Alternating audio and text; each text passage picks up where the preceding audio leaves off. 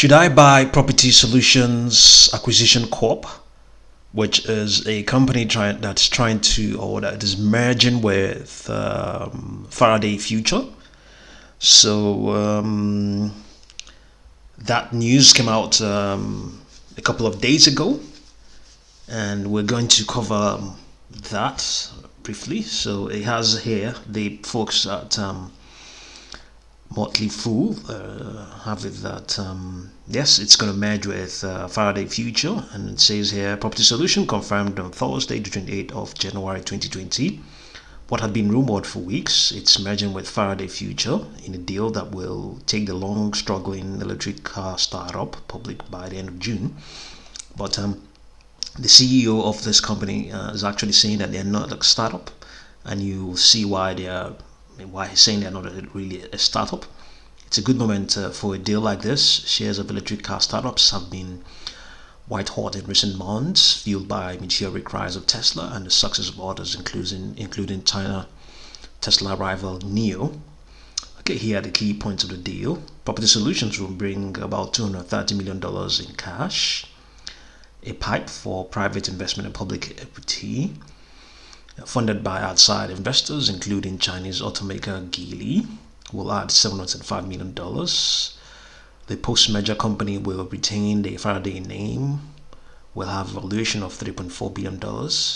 Post-merger, Faraday is expected to net $750 million in cash from the deal. That's enough, CEO Karsten Breitfeld said to get its FF91 electric luxury car into production in about a year.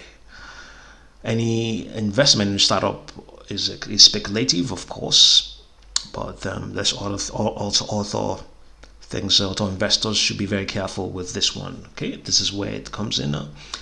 While electric vehicle sales are also certain to solve the next few years, Faraday is a company with a relatively long and troubled history. See where it's this CEO Karsten Breitfeld said their company is not really that much of a startup because they've been around for some time and they've had an investment of $2 billion. You see here, it says a bond $2 billion already, and the co-founder nearly went bankrupt.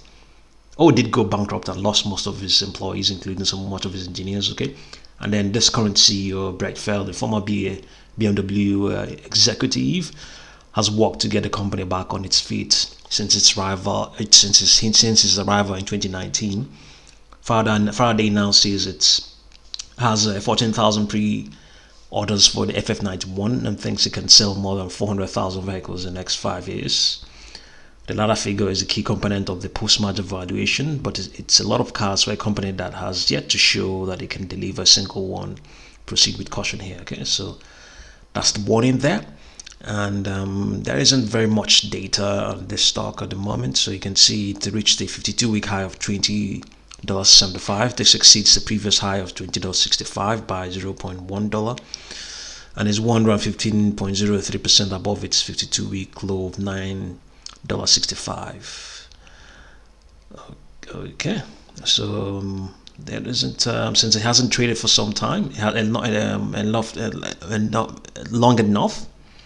There isn't a trend analysis, but momentum for property solutions is strongly bullish. The 14-period slow stochastic oscillator is rising as investors pay high prices for shares. The last 10 days have seen significant volume in PSAC, with average daily volume above the average for the last year. Today's volume is no exception, 5.105 million shares having already traded. The unbalanced volume indicator is bullish. The slope of the indicator is positive and suggests that buyers are presently more active than sellers. So there's more here. It says here that it has a short interest that will it has 400,000 shares have been sold short. Prior to that, it was only 27,500, and this may have been as a result of the merger announcement, and some skeptics jumped in. But it will only take 0.8, not up to a whole day, to sell up all of all of those shorts. So yes, you can see this is about the figure we have there. So that today's volume. So trading average volume is 582,400. Okay, so yes, some skepticism towards that, but it's not enough at all. It's not enough. You can see that most certainly the stock is trading. I would believe it's probably trading close to its 3 standard deviation, which is tail risk territory. So in as much as everything is it's in the right space, in the EV space, but there's this note of caution, as we pointed out earlier on. They've already bought through $2 billion and they don't have any car to show for it. That's not very good. So some the company or the CEO or the people inside, the insiders, may argue that that's in the past. They've made that mistake, and they're now sweeping with a new broom. They've been able to turn the company around. So if you buy that, yes, you probably see what you can do. So would I recommend that you buy this? No, currently not at this current level. This not with this. Let's see what's happening here. Let's see what's this.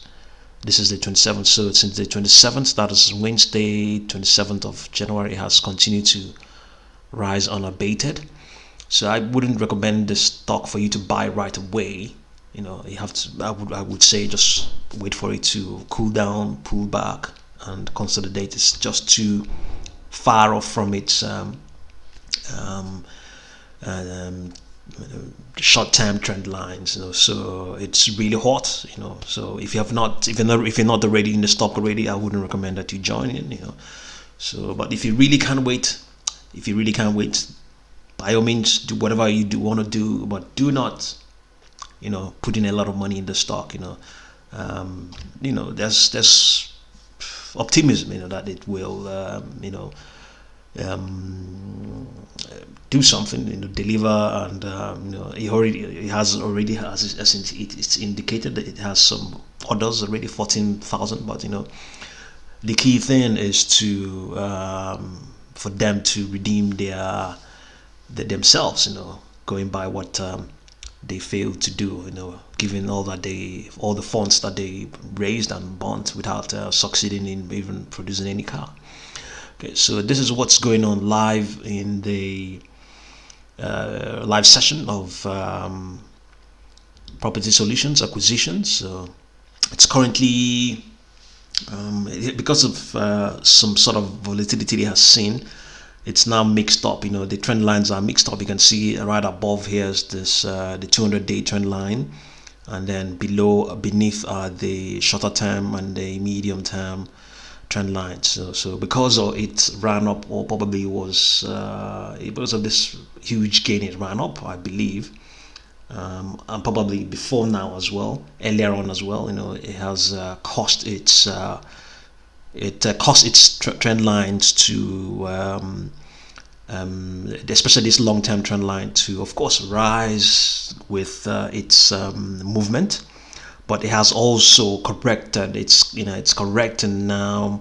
This correction is taking place within 1 hour. So that trend line hasn't caught up yet. That's why you have it above. Normally, if it's still appreciating, still rising, if it's still appreciating, if it's on the rise, currently it is on the rise. But but if it's had a sustained upward movement, the short-term trend lines will reverse and be above the short-term trend lines. But you can even see that they are trying to take their normal place. So it's relatively volatile.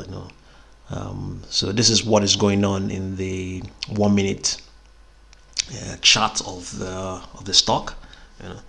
So yeah.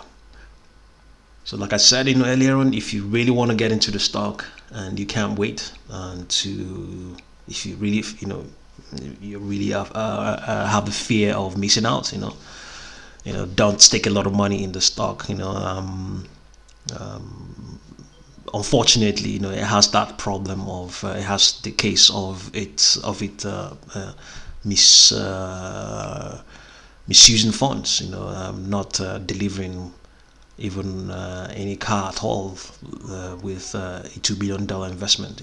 So I believe that some other company or teams would definitely deliver a car, even if it's not on a proper production line. At least they would have some cars, going by now with that $2 billion in investment. So, some bad decisions may have been made there. Who knows? Maybe I might call it a bad decision, but ultimately the result is that since they couldn't deliver anything with $2 billion, then some decisions were bad, so were wrong. Currently it is up 6.4% and trying to regain this high of $19.85 it had earlier on. So it's currently down at $19.62. So you can see the trend lines are gradually coming up to take up their position above the long-term trend line, the 200-day. So so if you're new to this channel, subscribe, like and share if you're a radio subscriber. Thank you very much for watching this video.